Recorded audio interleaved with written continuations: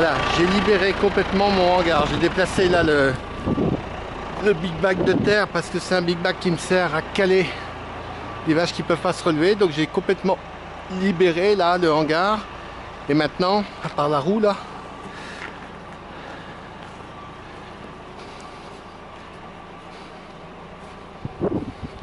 ici il tient 1000 à 1100 bottes suivant l'empilage. Donc c'est long parce que c'est 11 premières, c'est quand même pas grand, pas beaucoup. Faut caler la première, faut tout prendre le rythme. Puis après, tout doucement, ça va y aller là. On va remplir au fur et à mesure. C'est sûr que si je pouvais filmer image par image, c'est dommage, il marche pas le truc image par image, sinon ce serait sympa. Voilà, au bout de 4 jours, 4 journées de travail, vous voyez, le hangar il a un bon bout déjà de rempli. Il reste bon, je suis tout seul avec un char à 11 bottes, ça va pas vite, mais d'un autre côté c'est performant au sens où après il faudrait être à je sais pas combien pour le faire. C'est peut-être possible, mais et donc c'est adapté à la structure. Et puis de toute façon, bon, les bottes elles sont pas à une demi-journée près. Donc c'est pas parce qu'on va très très vite qu'on gagne de l'argent ou du temps. Enfin on gagne du temps peut-être, mais ça a un coût. Voilà, c'est tout simple, hein. Je reprends mes bottes sur le char comme je les ai empilées dans l'autre sens.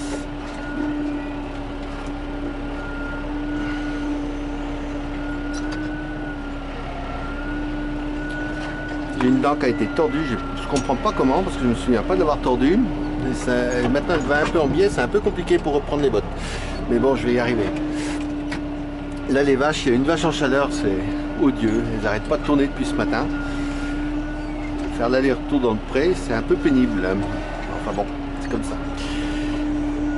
Donc quand elle est en chaleur, c'est clair, j'espère pour tout le monde, ça veut dire qu'elle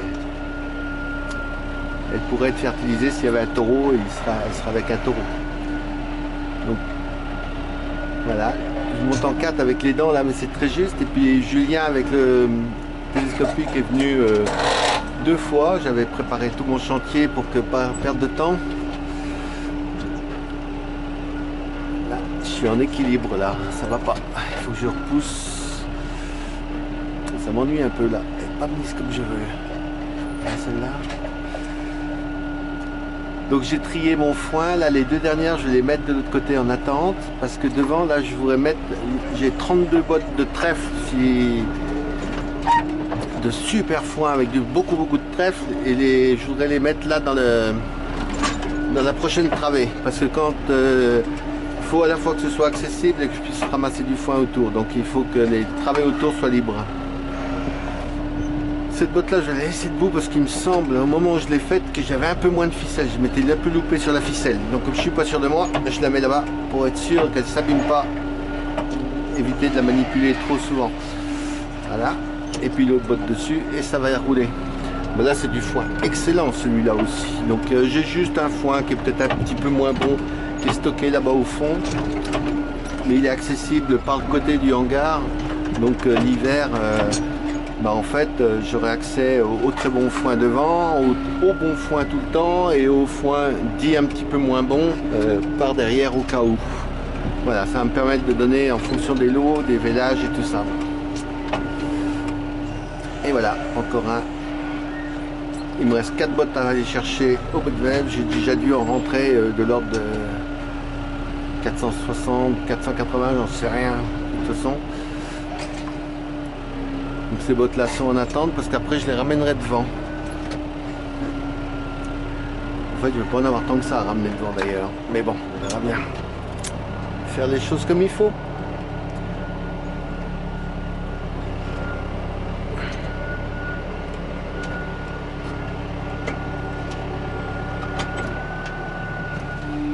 Voilà.